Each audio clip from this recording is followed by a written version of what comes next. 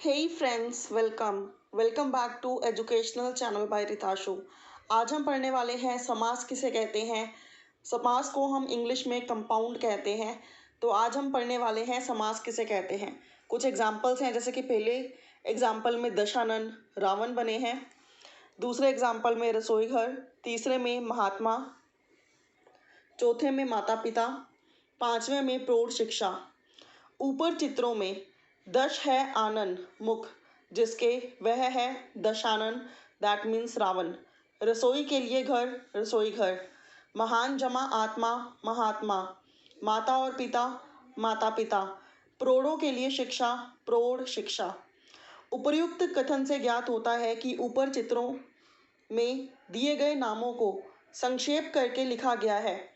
संक्षेप करना ही समास है। समास का शाब्दिक अर्थ होता है संक्षिप्तीकरण, लेकिन व्याकरण में हर बात के संक्षिप्तीकरण को समास नहीं कहते हैं।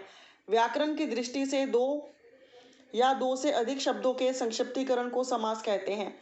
समासों के दो पद होते हैं। पहले पद को पूर्व पद और दूसरे पद को उत्तर पद कहते हैं। अब समास की परिभाषा। दो या दो से अधिक शब्दों को संक्षेप करके मिलाकर एक शब्द करने को समास कहते हैं।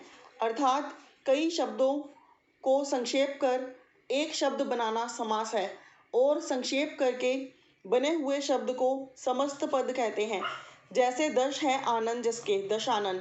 यहाँ पर कई शब्दों को संक्षेप करके एक शब्द दशानन बनाया गया है, और दशानन समस्त पद कहलाता है।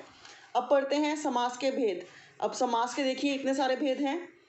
तो पहला भेद है हमारा तत्पुरुष, कर्मधारय, दूसरा है अव्ययी भाव, तीसरा है द्वंद्व समास, द्विगु समास, बहुव्रीहि समास। तो समास के हो गए टोटल हमारे 6 भेद।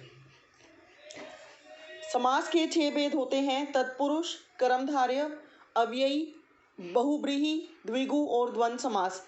इनके बारे में हम नेक्स्ट वीडियोस में पढ़ेंगे। अभी के लिए इतना ही। Bye for now, have a good day and take care.